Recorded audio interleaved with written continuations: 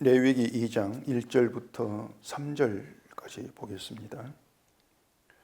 누구든지 소제의 예물을 여호와께 드리려거든 고운 가루로 예물을 삼아 그 위에 기름을 붓고 또 그 위에 유향을 놓아 아론의 자손 제사장들에게로 가져갈 것이요 제사장은 그 고운 가루 한 움큼과 기름과 그 모든 유향을 가져다가 기념물로 제단 위에서 불사를 지니 이는 화제라 여호와께 향기로운 냄새니라. 그 소제물에 남은 것은 아론과 그의 자손에게 돌릴지니 이는 여호와께 화제물 중에 지극히 거룩한 것이니라. 아멘. 기도하겠습니다. 하나님의 성경 말씀은 우리가 보지 못한 것을 보여주고 있습니다. 하나님께서 말씀으로 보이신 것을 바르게 보고 깨닫고 성경이 담긴 비밀들을 본 자로 살아갈 수 있게 해주시옵소서. 예수님 이름으로 기도합니다. 아멘.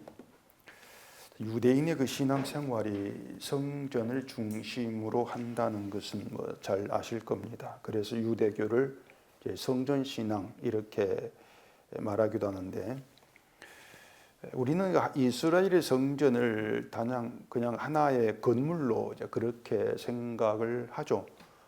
그래서 이 성전을 중심으로 한 신앙은 보이는 것을 의지하는 잘못된 신앙이고, 따라서 성전을 고집하는 유대교는 뭔가 형식에 사로잡힌 그런 외식적인 신앙이다. 우리는 그렇게 평가를 하고 있습니다. 그런데 이 성전에 대한 것을 우리가 그렇게 쉽게 얘기할 수 있는 것이 아니거든요. 일단 우리는 성전이나 이 성전의 제사에 대한 것을 성경을 통해서 우리가 보고 있습니다. 성전이라고 하는 건물이 우리나라에 있었던 것도 아니고, 또 하나님의 규례로 세우신 제사를 우리가 드렸다는 것도 없지 않습니까? 성전 제사의 모든 것은 오로지 우리는 이 성경에서 글로 보는 게 전부예요. 근데 유대인은 다릅니다. 지금이야 성전 건물이 무너지고 없지만은 예수님 때에는 성전이 건물로 존재를 했고 또 제사도 드렸단 말입니다. 때문에 이들에게 성전은 단순한 건축물이 아니고 하나님 임재에 계시는 거룩한 장소였습니다. 우리는 단순한 건축물이지만 이스라엘 안에서는 하나님께서 임재해 계시는 거룩한 장소다. 그리고 이 성전을 통해서 하나님과 만날 수 있다. 이렇게 믿었던 것이죠. 그러니까 이 성전을 마치 그 하나님 나라의 지상 대사관, 그런 그 의미로 생각을 했던 겁니다. 그리고 성전 제사를 통해서 죄를 사함받고 그렇게 해서 거룩한 하나님 백성으로 존재한다. 이게 이스라엘의 사고고 성전 신앙이었기 때문에 이들에게는 이 성전이나 제사가 단지 형식이 아닙니다. 외식도 아니었고 그냥 그들 삶의 전부였어요. 그들의 전부다. 이렇게 이제 말할 수가 있죠. 하나님께서 모세에게 말씀하실 때부터 시작해가지고 대대로 내려오는 유대인이란 민족 안에 아주 견고하게 뿌리 박고 잡혀 있는, 한마디로 말해 민족 신앙, 이렇게 또 얘기할 수가 있겠죠.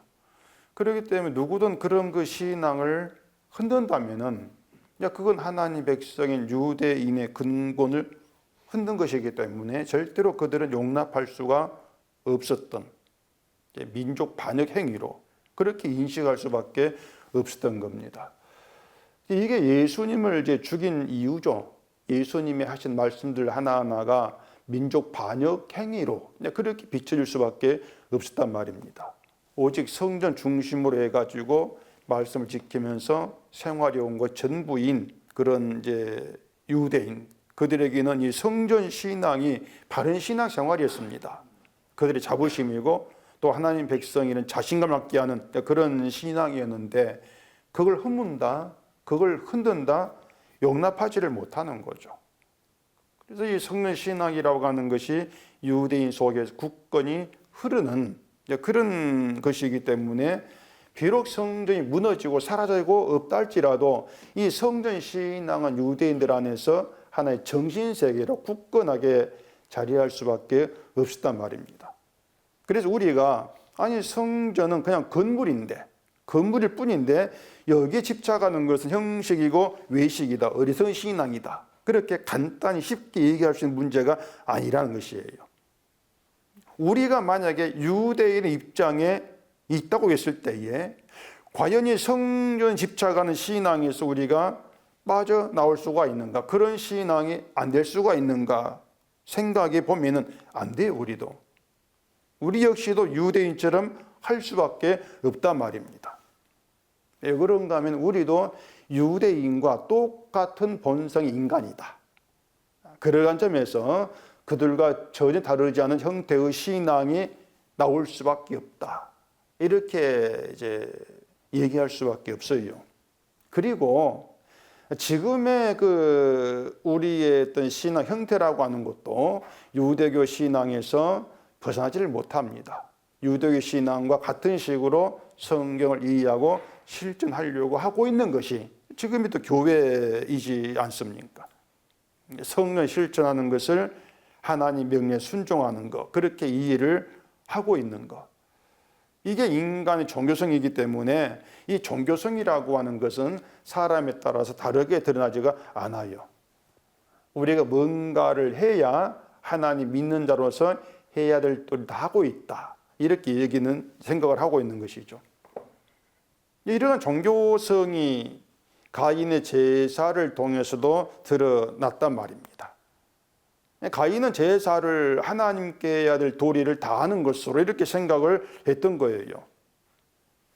근데 우리가 이제 창세기 가인 이야기를 보면은 그런 내용들이 사실 보이지를 않는다고 생각할 수 있을 겁니다. 왜 그런가 하면은 가인이 제사를 하나님께 해야 될 도리라고 행하였고 이건 인간 종교성이기 때문에 하나님께 안 받았다. 이렇게 구체적으로 성경이 설명하지를 않아요. 그냥 가인이 제사에 있고 하나님 받지 아니했다. 이렇게 끝난단 말입니다. 신약에서는 믿음으로 아벨이 가인보다 나은 제사를 드렸다. 이렇게 얘기하고 또 가인처럼 하지 말라. 이런 말이 있을 뿐이란 말입니다. 그렇기 때문에 아니 성경에 어떻게 가인이 인간 종교성으로 제사했던 말이 있느냐. 이렇게 나오는 것은 이제 이 성경을 문자로 보고 해석하는 이제 그런 차원일 수밖에 없다고 하는 것이죠. 성경을 문자로 해석하면은 결국 그런 내용들을 우리가 보지를 못하는 거예요. 근데 성경은 문자로 이야기하는 것이 아니고요. 사건으로 보여줍니다. 사건으로. 어떤 사건 통해 보여주고 얘기를 하고 있는 것입니다. 근데 가인 제사도 이러한 것이 너희의 종교성이고 그래서 하나님께서 받지 아니했다. 이걸 보여주고 있습니다. 이게 가인 제사예요. 자, 가인이 땅의 소산 곡식을 제물 삼아 여호와께 드렸다 이렇게 얘기하는데 하나님이 아벨 것만 받고 자기 것 받지 않아서 분노해가지고 아벨을 죽였다 한 사건이란 말입니다. 그 사건이 가인 종교성을 보이고 있단 말이에요. 설명하지 않니도 사건을 가지고서 이건 가인 종교성이야, 이게 인간 종교성, 이걸 보이고 있단 말입니다. 이런 종교성이 인간 역사 속에 사라지지 않고 이렇게 흘러왔다. 그런 가운데 우리에게도 종교성이 있다고 하는 것이죠. 사도행전에서 아벨이 아덴 사람들에게 종교심이 많다 이렇게 이제 지적을 하는데 그 종교심이 아덴 사람에게만 있는 것이 아니고 가인을 통해 드러난 종교심이 인간 속에 흐르고 있다는 걸 얘기를 하고 있는 내용인 거예요. 가령 길을 가다가 사주팔자 본 사람이 있으면 문득 내 운명이 어떨지 궁금해진다거나 또 뭔가 미래를 잘 맞추는 무당이 있고 점쟁이 있다 이런 말을 들었을 때에 지금 내 현재가 엉망이어서 거기로 가가지고 내 어떤 운명을 알고 싶은 그런 마음이 든다든가 이게 더 종교심이란 말입니다. 우리가 기독교이니까 점쟁이 무당 그런 거에는 관심이 없다 이렇게 한다 할지라도 그렇다고 종교심이 없는 게 아니에요. 하나님 잘 믿어가지고 복받고 싶은 거, 내가 구원받고 천국 가고 싶은 거, 이런 마음들 다 종교심이란 말입니다. 또 내가 하나님 믿는 사람답게 살려면 어떻게 해야 됩니까? 이런 것들 다 종교심이에요. 인간 종교심. 한마디로 말해서 종교심이라고 하는 것은 신을 향한 본능적 갈망입니다. 신에 대한 갈망이에요. 그 갈망이 왜 나오는가? 신의 도움을 통해서 나를 복되게 한다거나 내 미래를 알고 싶다거나 어쨌든지 간에 내가 좀 더 행복과 편한 일을 하고 싶다는 얘기입니다. 그런 인간 욕구가 신을 향한 갈망으로 나오는 거죠. 이게 종교심이라는 말입니다. 그렇기 때문에 교회를 나오든 안 나오든 뭐 전명이 찾다 않든 모든 인간 종교심이 다 들어있어요. 그걸 우리가 부인할 수 없는 것이죠. 자, 근데 어쨌든 가인 제사에서 가인이 땅의 소산으로 제물을 삼아 여호와께 드렸다 이렇게만 되어 있는데 이걸 무엇을 근거로 인간의 종교성이다, 신을 향한 본능적 갈망이다 이렇게 해석할 수가 있느냐, 이런 문제가 있긴 있습니다. 그걸 오늘 본문 통해서 좀 생각해 보려고 하는 것입니다. 이 2장은 그 소제입니다. 소제에 대해서 얘기합니다. 이 소제는 곡식을 제물로 드리는 제사를 얘기를 하고 있죠. 여기서 곡식은 이스라엘이 주시로 사용하는 밀과 보리로 생각하시면 될 거예요. 그러면 이 가인이 땅의 소산으로 제사 드렸으니까 소제를 드린 셈이 된단 말입니다. 소제를 드린 것이에요. 그래서 아니 그러면 가인의 제물이 아무 문제가 없는 것 아니냐 이런 생각들을 할 수가 있습니다. 1절을 보십시다. 누구든지 소제의 예물을 여호와께 드리려거든 고운 가루로 예물을 삼아 그 위에 기름을 붓고 또 그 위에 유향을 놓아. 이렇게 말을 하고 있는데 곡식을 여호와께 드리려거든 고운 가루로 예물을 삼아라 이 내용입니다. 그러니 그냥 통곡물이 아니에요. 그냥 그 알맹이 곡식이 아니고 갈아가지고 고운 가루로 만들어서 예물로 삼아 드리라 이렇게 말한단 말입니다. 예물은 그 하나님께 드리는 선물 그 뜻이거든요. 그리고 결국 그렇다면 고운 가루가 하나님께 드리는 선물로서의 가치가 있다, 가치가 이런 뜻이 된단 말입니다. 다시 말해서 곡식을 알곡을 산더미로 바친다 할지라도 고운 가루 아닌 건 안 받는다 하나님이. 그런 의미가 되는 것이죠. 또 다시 그 2절 보십시다. 아론의 자손 제사장들에게로 가져갈 것이요 제사장 그 고운 가루 한 움큼과 기름과 그 모든 유향을 가져다가 기념물로 제단 위에서 불사를 지니 이는 화제라 여호와께 향기로운 냄새니라. 자, 거기 그 고운 가루가 뭐 한 말도 아니고 한 가마도 아니고 한 움큼입니다. 그냥 한 움큼.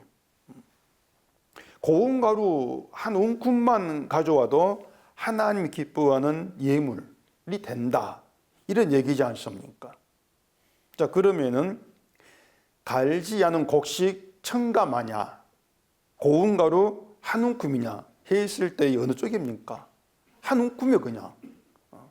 그냥 고운 가루 한 움큼이란 말입니다. 한 움큼. 우리가 볼 때에는 아니 그 고운 가루 한 움큼, 그 손바닥에 들어 한 움큼이 어떻게 하나님이 기뻐하는 제물이 되겠습니까? 차라리 우리가 알곡을 첨가만 갖다 바칩시다. 많이 바칩시다. 그렇게 안 통한다는 얘기예요. 우리 생각은 뭔가 하면은 이렇게 많으니까 하나님 기뻐하지 않겠습니까? 이게 우리 계산입니다. 적으면 안 된다는 얘기죠. 그래서 성경은 그렇게 말하지 않아요. 양은 하나님은 아예 접어두시고 하나님 말씀대로 고운 가루면 된다. 이게 성경이라는 얘기죠. 자, 그러면은 가인의 제물에서 무엇이 문제였을 것으로 생각할 수 있겠냐 말입니다. 가인 제물에서 땅의 소산으로 제물을 삼아 드렸다. 이렇게 얘기함을 보면은 가인이 농사 지어가지고 거둔 곡식을 그대로 드린 것으로 그렇게 이제 우리가 생각해 볼 수 있단 말입니다. 고운 가루가 아니었다는 얘기죠. 고운 가루가 땅의 소산 갖다 그냥 그대로 바친 거니까. 아벨이 드린 그 첫 새끼와 기름에는 제물의 피가 있습니다. 피. 그 제물의 피라고 하는 것이 장차 하나님께서 규례로 세우실 제사의 의미가 된단 말이에요. 제물의 피라고 하는 것이 그 피가 자기 백성을 구원하시는 언약의 중심 의미로 자리하지 않습니까? 그러니까 하나님이 아벨 제사를 받으신 것은 바로 그런 이유입니다. 재물이 마음에 든다거나 아벨이 마음에 든다 이것이 아니고요. 재물이 나타낸 피가 하나님이 일하심을 드러내는 것이기 때문에 그것 때문에 그 재물과 아벨을 받으신 것이란 말이에요. 피, 죽음을 의미한 것인데 재물의 죽음을 보시고 하나님이 받으셨다, 아벨을. 그러니까 아벨은 재물의 죽음 안에서 받아진 바가 되는 것이란 말입니다. 죽음 안에서. 그런 점에서 아벨 제사에는 번제의 의미가 담겨 있다. 이렇게 이제 볼 수가 있는 것이죠. 그러니까 아벨이 뭐 그런 제사 알았냐 몰라 따질 필요가 없습니다. 하나님은 그냥 제사를 통해서 하나님 구원 방식을 그냥 증거하실 뿐이니까. 근데 가인에게는 인간 종교성이 드러난다 이렇게 말씀을 드렸는데 아벨이라고 해서 종교성이 없겠습니까? 똑같은 인간인데 가인과 똑같이 죄로 인한 죽음의 존재예요. 아벨도 죄로 인한 죽음의 존재란 말입니다. 다만 아벨의 재물은 자기가 죽임을 당해야 될 진멸의 존재임을 드러내고 있어요. 재물이. 그런 점에서 제사 의미를 나타냈다. 이렇게 볼 수 있단 말입니다. 근데 가인에게는 그게 없단 말이에요. 그것이. 곡식을 바치긴 했는데 소제처럼 보이긴 하는데 고운 가루가 아니었다는 것이죠. 만약 가인이 그 곡식을 고운 가루로 바쳤다면은 하나님이 가인의 재물고 가인도 받지 않았을까? 이렇게 생각은 해볼 수가 있는데 애초에 하나님은 누구를 구원하겠다 이런 목적이 아니고 그 둘의 제사를 통해서 무엇이 들어간 제사가 참된 제사인가 이걸 보이시는 것이에요. 너가 참된 제사이냐? 결국 죽음이 들어가는 게 참된 제사라는 걸 보이신다는 얘기입니다. 재물의 죽음이 들어가야 하는데 재물만 죽고 재물 바치는 사람은 그 밖에서 재물의 죽음을 구경한다? 이건 안 되는 거죠. 이게 가인 제사란 말입니다. 재물이 죽었네. 그 재물 내가 바쳤습니다. 이 가인 제사예요. 이것이. 이게 종교심이라는 얘기죠. 진짜 참된 제사는 그 재물 바치는 자가 재물의 죽음에 합류가 되어야 돼요. 아, 저 죽음이 내 죽음이구나. 그걸 보이기 위해서 재물을 마칠 때 어떻게 한다겠습니까? 이마에 안수한다겠죠. 재물의 죽음 내 죽음이다. 같은 죽음으로 합류가 돼야 된다. 이게 참된 제사라 했습니다. 결국 제사의 인간 죽은 존재예요. 그 제사 인간을 죽은 자로 나타내 보인다는 얘기입니다. 늘 나를 죽은 자임을 드러내는 증거물로 제사가 다가와야 돼요. 그게 재물이란 말이에요. 때문에 모든 제사에는 인간의 죽음이 담겨 있다. 그게 피의 의미라겠다. 피의 의미란 말입니다. 근데 소재의 곡식에는 피가 없지 않습니까? 피가 없으니까 죽음이 없냐? 이것도 아니에요. 곡식을 고운 가루로 예물을 삼으라겠지 않습니까? 고운 가루는 밀가루와 같은 상태를 얘기합니다. 곡식 알고 형태는 전혀 남아있지가 않아요. 이게 인간이 부서져 가지고 본래 형태가 사라지고 없는 죽음의 상태의 의미를 얘기한단 말이죠. 그 상태가 지금 우리의 현재적인 모습이라는 얘기입니다. 이게 지금은 살아있는데 언젠가 주가 죄가 되지 않습니까? 이런 죽음을 얘기하지를 않아요. 언젠가 죽게 내가 지금 살아있어. 이런 인간을 하나님은 받지를 않으신다는 얘기입니다. 근데 이스라엘이 그 제사를 아침 저녁으로 막 반복해서 드리면서도 그 제사가 자기들의 죽음을 보여준다는 것을 몰랐던 겁니다. 그래서 제사를 드리면서 내가 제사 드렸다, 예물 바쳤다 이런 생각에만 사로잡힌 것이죠. 그게 사탄의 함정이었다는 것을 이스라엘이 알지를 못한 겁니다. 고운 가루로 예물을 삼아라 이 얘기는 고운 가루가 하나님을 기쁘게 하는 그 뜻입니다. 고운 가루가. 때문에 제사라고 하는 것은 하나님의 기쁨을 위한 것이에요. 이스라엘을 위한 것이 아니고 하나님의 기쁨과 하나님의 만족을 위해서 제사를 세우신 것이라는 얘기죠. 근데 그런 제사가 이스라엘의 만족과 기쁨을 위한 것으로 변질돼 버린단 말입니다. 그게 뭔가 하면 나 제사 드렸습니다. 그렇게 자기 자랑으로 내 믿음을 드러내는 것으로 나가는 거죠. 인간을 위한 제사로. 이게 잘못된 제사예요. 제사를 드렸으니까 뭐 하나님 기뻐하시고 복을 주지 않겠습니까? 이런 행태를 두고 가인처럼 행한다. 이렇게 얘기를 하고 있는 겁니다.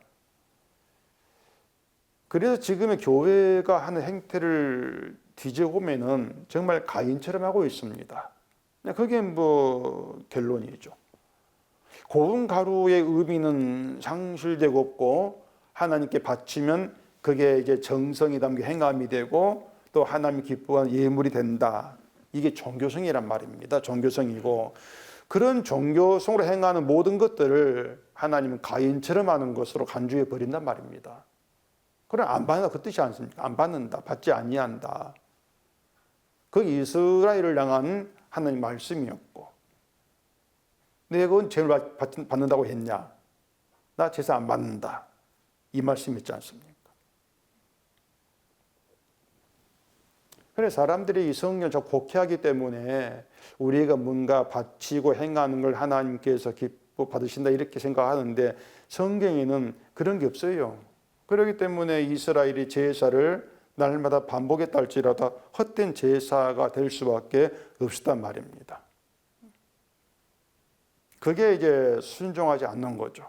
하나님 뜻에. 결국에는 믿음이 아닌 걸 믿음으로 알고 있었던 것. 이것이 이스라엘 문제였고 또 지금 인간의 문제라고 하는 것입니다. 그 제물이 죽는 것은 하나님 율법에 의해 죽어요. 따라서 제물의 죽음은 하나님 율법에 순종하는 것이 된단 말이죠. 그런 제물의 죽음이 이스라엘이 나타내는 것은 너희는 하나님 율법에 순종하지 않는 자 그것입니다.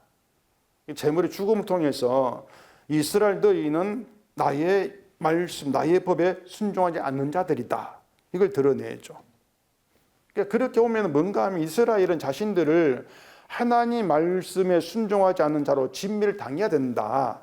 이걸 매일 아침 저녁으로 제사를 통해 봐야 돼요.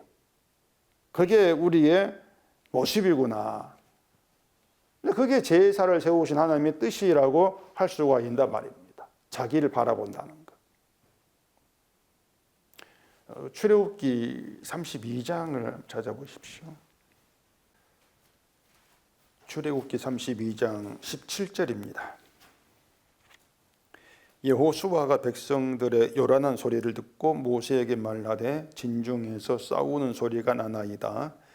모세가 이르되 이는 승전가도 아니요 패하여 부르짖는 소리도 아니라 내가 듣기에는 노래하는 소리로다 하고 진에 가까이 이르러 그 송아지와 그 춤추는 것들을 보고 크게 노하여 손에서 그 판들을 산 아래로 던져 깨뜨리니라. 모세가 그들이 많은 송아지를 가져다가 불살라 부수어 가루를 만들어 물에 뿌려 이스라엘 손에게 마시게 하니라. 자, 이스라엘이 모세가 산에서 내려오질 않으니까 금으로 송아지를 만들어서 하나님이다 이렇게 섬깁니다. 이것을 이제 모세가 내려와서 목격을 한단 말입니다. 이 송아지를 만들고 백성들이 춤추는 걸 보면서 크게 분노하는데 그때 모세가 손에 들고 있던 돌판을 산 아래 던져 깨뜨려 버리고 송아지를 불살라서 부수 가루로 만들어 가지고 물에 뿌려서 마시게 한단 말입니다. 금송아지입니다. 금송아지를 가루로 만들었다면 그 무슨 가루입니까? 금가루죠. 금가루를 마시게 한 거예요. 금가루를. 고급 일식집에 가면 회의에다 금을 뿌려준다고 하는데 금가루를 마시게 했다는 것이 좋은 의미로 그렇게 했겠습니까? 좋은 의미가 아니잖아요. 근데 이 성경에 보면은 모세가 그 금송아지, 우상 금송아지에 대한 처리를 구체적으로 묘사를 하고 있단 말입니다. 불살라 부수어 가루 만들어가지고 물에 뿌려가지고 마시게 했다. 구체적으로 묘사를 해요. 때문에 우리는 이 내용을 좀 구체적으로 생각해 봐야 한단 말입니다. 자, 여러분이 교회를 다니는데 집안 식구 누군가가 불상을 집에 가져와가지고 책상에 두고 연불 테이프를 틀어놨다. 어떻게 하겠습니까? 야야, 우리 집은 교회를 다니는데 불상 둘 수 없다. 야단치면서 다 치우라. 그렇게 하겠죠. 그러니까 집안에 불상이 있다는 그것만으로도 뭔가 하나님께서 화를 내시고 벌 받을 것 같은 그런 느낌을 이제 우리가 받게 된단 말이죠. 그리고 기독교인 집에서는 찬송 소리가 나와야지 연불이 웬 말이냐. 테이프도 갖다 버릴 거란 말이에요. 그렇게 해가지고 집안의 불상이 사라지고 연불 소리가 들리지 아니했다. 그럼 문제가 해결된 것이겠습니까? 문제가? 그렇게 해서 문제가 해결되는 것이라면은 이 금송아지가 뭔가 버리기는 아깝다 할지라도 뭐 땅 파고 묻어버리든가 그렇게 될 것 같은데 굳이 부숴가지고 이 금송아지 불살라가지고 부수기까지 얼마나 그 쉽게 되는 게 아니잖아요. 그걸 근거로 만든다고 하는 것이. 이렇게 번잡한 힘든 그런 과정 거쳐가지고 가루를 만들어가지고 물에 뿌려가지고 마시라. 친절하게 마시는 법까지 말한단 말이에요. 아니, 금가루 만들었으면은 물에 뿌려 마시든 금가루 먼저 입에 넣고 나중에 물을 마시든지 간에 그래 될 건데 굳이 물에 뿌려가지고 마시라. 이렇게 말한 모세의 의도가 뭘까? 이런 점도 우리 생각해 줘야 한단 말입니다. 왜 그렇게 얘기를 했을까? 자, 금송아지는 우상입니다. 그 우상을 땅에 묻어버리고 약속의 땅으로 간다면, 땅에 묻고 약속의 땅 간다면 이스라엘은 아마 금송아지, 그냥 우상 문제 해결했다 이리 여길 거란 말입니다. 우리에게 우상 없지 않는가? 그렇게 볼 거란 말이에요. 그렇게 우상 섬긴 문제는 우상을 땅에 묻어버렸어. 없어, 우리에게. 그렇게 해결된 것으로 생각할 것이고 우상으로 자유로워진 상태에서 약속의 땅에 들어갈 거란 말입니다. 지금의 기독교인들이 죄를 그런 식으로 해결을 해요. 집에 불상이 있어. 불상, 우상 갖다 버려. 그냥 불상 없잖아. 그럼 우상 해결됐어. 이런 방식이란 말입니다. 죄가 되는 건 하지 마. 그럼 죄를 짓는 게 아니야. 이런 방식이에요. 그런데 자, 불상을 집에 들여왔다. 그렇게 눈에 보인 형상을 통해서 대자 대비하신 부처의 존재를 생각을 하고 부처의 은혜를 받고자 하는 그런 마음에서 불상을 들여왔다면 그 불상을 버린다 해가지고 죄는 해결되지가 않아요. 왜? 문제는 인간의 마음이지 않습니까? 불상 형상이 문제가 아니고요. 그 불상을 오면서 대자 대비한 부처를 생각을 하고 은혜 받겠다고 하는 그 심성. 문제는 사람이 있단 말이에요. 사람이 문제란 말입니다. 사람이. 그런데 눈에 보이는 형상, 눈에 보이는 행동 이런 것들을 문제를 삼기 때문에 그렇게 없으면 죄를 해결한 거 이렇게 여기고 있는 거예요. 그 교회가 그 가톨릭이 마리아 상을 집에 둔다거나 그 앞에 기도하고 하는 것을 두고 시비를 건단 말입니다. 마리아 상을 우상으로 생각한단 말입니다. 십자가에 우상 만들지 말고 형상도 만들지 말아야겠는데 근데 왜 너희는 마리아 상을 만들어 기도를 해? 우상이야? 그 말이 뭡니까? 우리는 그런 형상이 없다 그거 아닙니까? 그래서 어떤 목사는요 집에 걸어둔 십자가도 우상이다. 형상이니까. 그것도 떼라. 이렇게 또 말하고 다투기도 한단 말이에요. 그것도 우상이다. 이게 뭔가 하면요. 사람을 생각하지 않는단 말입니다. 자꾸 눈에 보이 형상이 문제, 행동이 문제 이렇게 지적하고 그걸 떼야 없어 이렇게 말하고 있는 것이지 그 사람 자기를 생각하지 않아요. 그게 중대한 문제예요. 나를 보지 아니하고 네가 어떤 존재인가 도무지 생각지를 않고 있는 것이죠. 그렇기 때문에 마리아상 앞에서 기도하는 건 우상 섬기는 죄야. 시비 걸면서 나는 그렇게 하지 않으니까 죄가 아니 자유롭다. 이렇게 자기를 보는 것입니다. 이런 것들이 뭔가 하면 자꾸 행함을 바라보면서 행함을 가지고 사람을 판단하는 것이에요. 이런 사고방식에 있는 사람이 자기가 행한 일을 기억하는 겁니다. 내가 이런 일을 기억하면서 그 기억들 쌓여가면서 믿음이 의가 되는 것이에요. 그것이 또 자기 자랑이 되어지는 것이죠. 바로 그런 상태가 뭔가 하면은 가루가 되지 않은 겁니다. 알곡으로 남아있는 거예요. 알곡의 형태. 가루가 되는 것은 내 형태 사라지고 없단 말이에요. 내가 사라지고 없는 거. 그 이스라엘에게 모세가 금송아지를 가루로 만들어가지고 마시라. 물에 뿌려 마시라. 이렇게 했다면 이스라엘은 우상 섬긴 죄에서 벗어날 수 없게 되어지는 것이에요. 가루를 마셨으니까. 우상인 금송아 마셨으니까 결국 그 가루가 들어있는 그 상태로 우상을 섬긴 그 죄의 상태로 진멸이 마땅한 자로 약속에 들어간단 말입니다. 그게 모세의 의도였어요. 그러니까 믿음이 있는 자, 뭔가 선한 사람으로 약속에 들어가는 게 아니고요. 우상 섬긴, 진멸당한 마땅한 자로 길을 보내는 것이에요. 가루를 물에 뿌려 마시라는 것도 그런 의미가 아닐까 싶은데 이스라엘이 홍해를 건넜습니다. 홍해. 이스라엘은 건너는데 애굽의 군대는 몰살을 당합니다. 인간을 두고 따지자면은 이스라엘이나 애굽이나 죄의 존재라는 점에서 똑같아요. 다르지가 않아요. 인간만 생각 이스라엘도 물에서 홍해란 물에서 죽임을 당해야 한단 말입니다. 애굽에는 그 수많은 우상이 있었는데 공통점은요. 그 많은 우상의 공통점은 하나같이 애굽 자기의 안녕과 풍요를 위한 것입니다. 그게 이제 신의 공통점이었어요. 반면에 애굽에서 노예 생활했던 이스라엘은 하나님만 섬겼죠. 유일신 하나님만. 근데 하나님을 섬긴 이스라엘이 그 많은 우상성의 애굽과 다르냐면 아닙니다.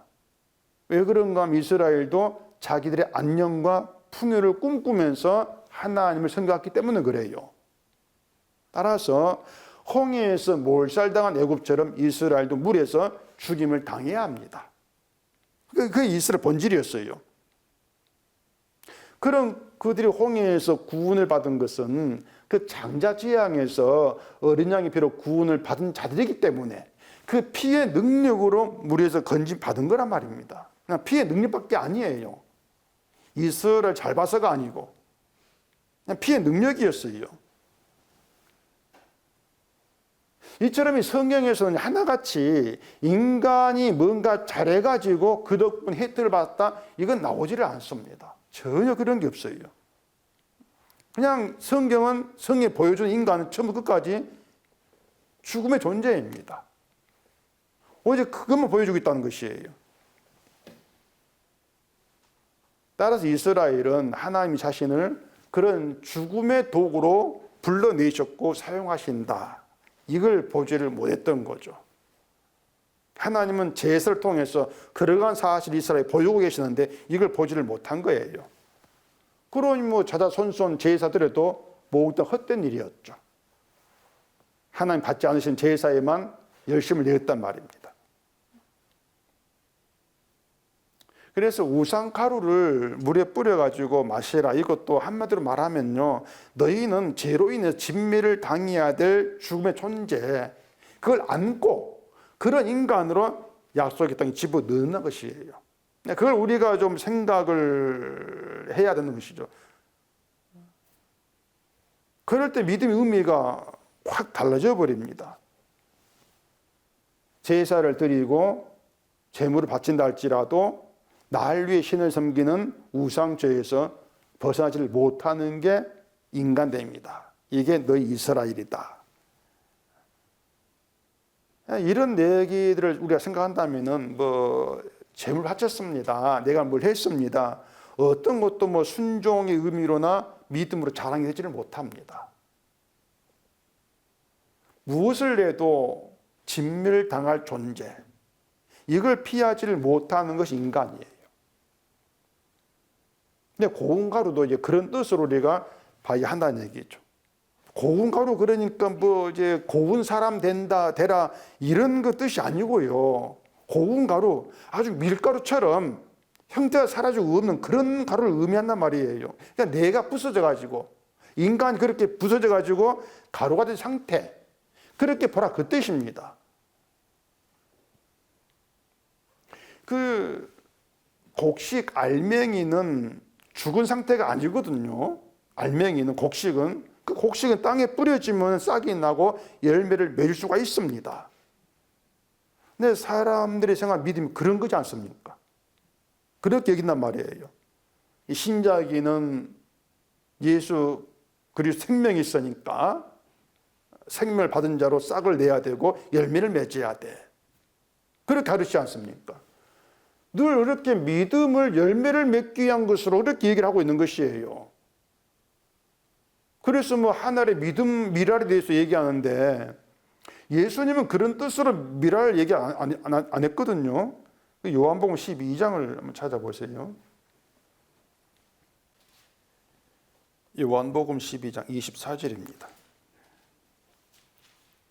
내가 진실로 진실로 너희에게 이르노니 한 알의 밀이 땅에 떨어져 죽지 아니하면 한 알 그대로 있고 죽으면 많은 열매를 맺느니라.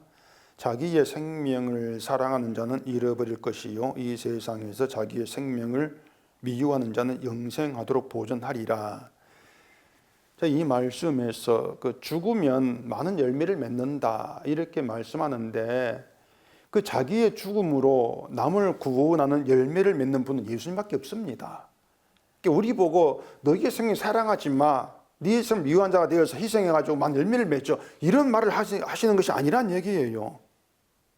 우리가 어떤 헌신을 하고 희생한다 할지라도 우리의 그 죽음이 남을 구원한 열매로 맺이는 거 없습니다.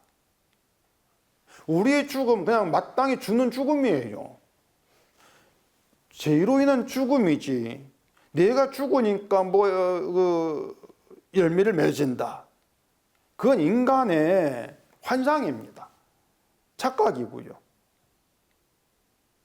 자기 생명을 미워하라는 것은 쉽게 말하면은 내 자신에게서는 생명이 되는 것이 나올 수 없는 나를 쓸모없는 죄인을 보라 그 뜻입니다. 그게 내 생명을 미워하라 그 뜻이에요. 뭐 자세라 그 뜻이 아니고요. 너에게는 생명이 될 것이 나올 것이 아무것도 없어. 결국 나에 대한 모든 걸 미워하라 그것이죠. 내가 주를 믿는다는 것도 행하는 것도 다 미워하라 그것입니다. 곡식이 고운 가루가 되었다면은 그게 생명이 없는 상태입니다. 이미 가루가 됐지 않습니까? 생명이 없어요. 고운 가루 땅에 뿌려봐야 거기에 뭐 나올 게 뭐가 있습니까? 아무 쓸모가 없지 않습니까? 그게 인간됨이란 것이에요. 고운 가루 되었는데 그런 너희를 통해서 하나님이 뭘 만들어낼까? 너희는 이 부서져가지고 없는 가루가 그 상태밖에 안 돼. 이걸 보인단 말입니다. 이게 소재 재물을 통해서 보이시는 인간됨이란 얘기입니다. 그 인간됨이 우리 자신이라고 하는 것이죠. 근데 교회가 인간에 대해 자꾸 다르게 말을 해요. 부서져서 가루가 된 희생을 통해 가지고 열매를 맺어라 이렇게 말하지, 이 고운 가루가 된 것을 생명이 없는 상태 이렇게 말하지를 않습니다. 참 성경을 너무 자기 멋대로 보고 있는 것이에요.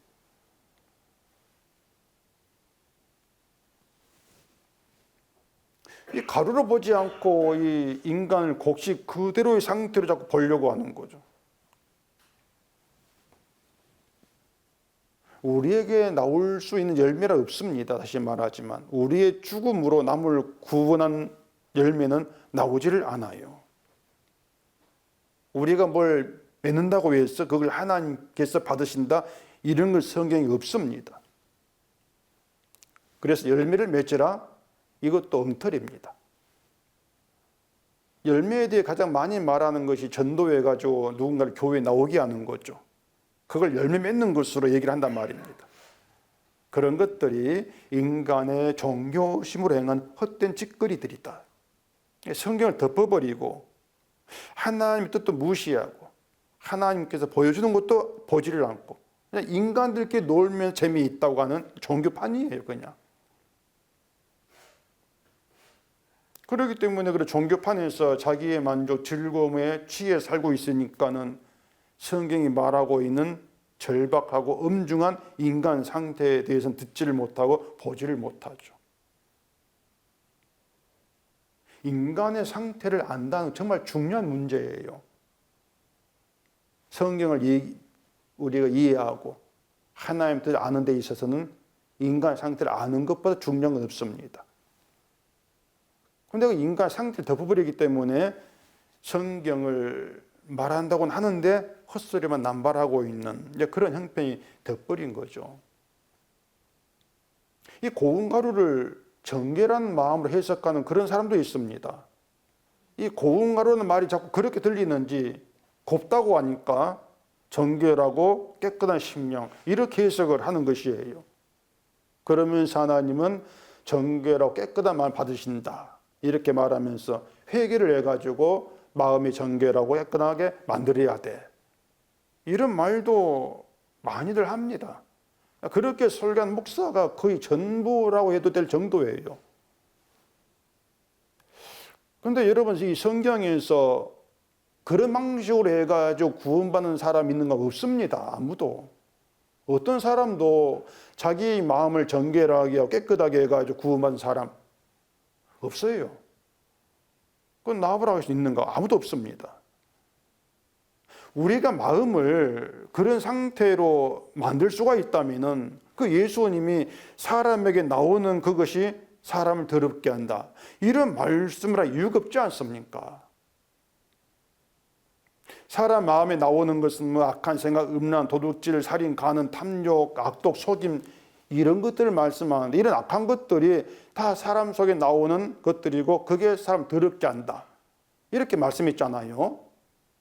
그렇게 나오는 걸 예수님이 막으라든가 그 속에 더러운 걸 다 없애라든가 이런 말씀이 없어요.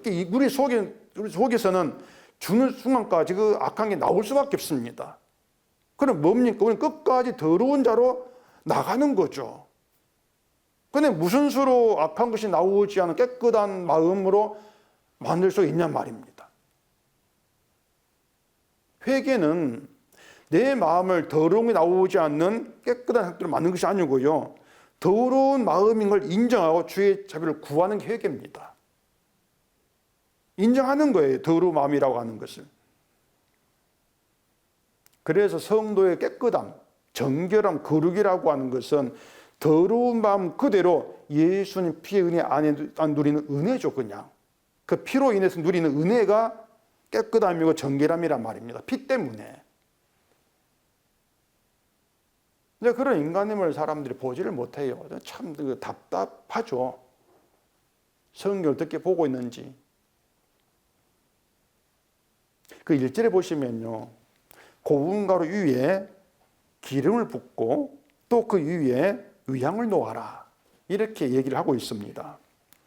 그것을 이제 제사장이 가져가면 제사장 그대로 그 제사장이 불사르라. 이게 소제지 않습니까? 그 소재 예물을 뭐 이제 그렇게 행하는 건 어렵지 않습니다. 그런데 그 의미를 찾기가 참 난해해요. 왜 고운 가루 위에 기름 부으라 하고 그 위에 유향을 또 부으라 하는가? 그래서 이걸 또 좀 생각해 본다면은 이 고운 가루는 생명이 없는 죽음의 인간을 보여준다 했습니다. 인간이 다 부서져 가지고 인간으로의 형태가 사라지고 없는 나라는 존재가 없는 그걸 보인다고 했는데 그런 인간 위에 기름을 부는 게 있는 것이에요. 그런 인간 위에. 이게 간단히 말하면 인간은 하나님 구원하지 않으면 구원받을 수 없다 그 뜻이거든요. 기름이라고 하는 것은 하나님께로만 돌아가요. 하나님의 것이 기름이에요. 그러니까 고운 가루 위에 기름을 붓는 것은 오직 하나님의 것으로만 구원이 된다. 하나님의 것으로만. 인간이 스스로 인간의 것이 뭔가 구원의 보탬이 된 거 없다는 것이에요. 그런 의미에서 고운 가루 위에 기름을 붓는다, 부어라, 이렇게 말씀하신 것으로 있단 말입니다. 하나님의 것으로. 그런데 그 하나님의 것으로 이 땅에 오신 분이 예수님 맞습니까? 예수님을 그리스도로 가는데 그리스도가 기름 부음 받은 자, 그 뜻입니다. 기름 부음 받은 자. 그리고 성도를 가리켜서 예수 그리스도로 기름 부음 받은 자, 이렇게 말해요. 성도를. 요한일서 2장 20절에 보시면은 너희는 거룩하신 자에게서 기름 부음 받고 모든 걸 아는, 이렇게 말합니다. 기름 받 거룩한 자, 예수 그리스도의 기름 부음 받은 자가 성도란 말이에요. 그게 성령 받음이란 말입니다. 그러니까 거룩한 신 자에게서 기름 부음 받은 자는 누구인가를 소재를 통해 보여주는데, 그게 이제 고운 가루의 상태라는 얘기입니다. 고운 가루. 자기가 죄인됨을 하는 성도, 그런 성도 위에, 고운 가루 위에 거룩한 자로 기름 부음 받은 자, 이걸 얘기하죠. 그리고 이런 모든 내용들은 인간에게서는 나올 게 아무것도 없다는 것입니다. 이것만 우리가 기억하시면 되는 거예요. 그 기름 부음 받고 모든 걸 안다, 이게 성도라고 하는데, 이게 뭔가 하면은요, 내가 부서져 가지고 가루가 아무것도 맺을 수 없는, 생명이 없는 게 나다, 이게 나를 아는 거예요. 이것이 그게 나를 아는 것이고, 내가 진멸을 받아야 할 죄의 상태, 이걸 이렇게 본다는 얘기죠. 그런 나를 부르셔서 구원될 수 없는 죄인임을 알게 하시고, 구원은 십자가의 공로로 이루어진다는 것을 알게 되는 것, 이걸 알면은 모든 걸 아는 겁니다. 그것이 하나님께 한계가 되는 것이죠. 한계가. 이것을 고운 가루 위에 기름 붓고 그 위에 유향을 놓는 것으로 보이고 계시는 거예요. 하나님께 한계가 되어지는 것은 인간 행위가 아니고, 기름 부음 받음이 된 예수 그리스도로 거룩함이 된 얻은 그 상태가 함께 향기다. 좀 복잡하게 말씀드린 것 같은데, 고운 가루는요, 기름 밑에 깔려 있습니다. 그 쉽잖아요. 기름 위에, 기름 밑에 깔려 있고 기름이 덮인 자예요. 그 기름이 예수 그리스도 말이에요. 십자가 공로 밑에 깔려 있는 거, 그거 인간의 공로는 드러내지 마라, 그겁니다. 오직 예수님께서 행하신 그 일이 하나님께 향기가 된다. 그럼 우리 할 일이 뭡니까? 기름 부음 받은 자로서 주님의 공로만 자랑하면 된다, 그거예요. 십자가만. 그게 소재라 뜻입니다. 그 뜻이란 말이에요. 고운 가루 있고 위에 기름 부어지고 그 위에 유향이 부어지고, 이 모든 것들이 십자가로 이루어진 구원됨, 그 상태를 보이고 있다. 어렵지 않지 않습니까? 간단한 내용이에요.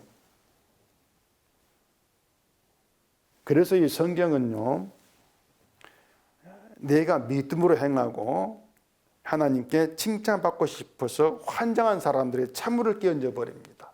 그게 성경입니다. 절대 인간 생각을 박수 쳐주지를 않습니다.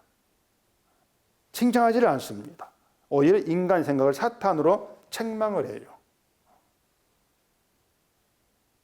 이 점 우리가 깊이 생각하시면 돼요. 소재의 제물은 고운 가루이고, 고운 가루 위에 기름 붓고 그 위에 유향을 붓는다, 이게 무슨 의미일까? 좀 심사숙고하며 생각해 보셔야 된단 말입니다. 그냥 옛날에 소재 제사 방식이지 넘길 문제가 아니에요. 기름 붓는다, 기름 부었겠지, 그런 문제가 아닙니다. 이 모든 제사 통해서 오늘 우리가 예수님 어떤 관계에 있고, 하나님이 예수 그리스도 우리에게 어떤 일 하셨는가, 그걸 나타내시고 보이고 계신다고 하는 것입니다. 고운 가루 위에 기름 부었다. 하나님 말씀에 의해서, 언약에 의해서 기름이 부어지는 것이에요.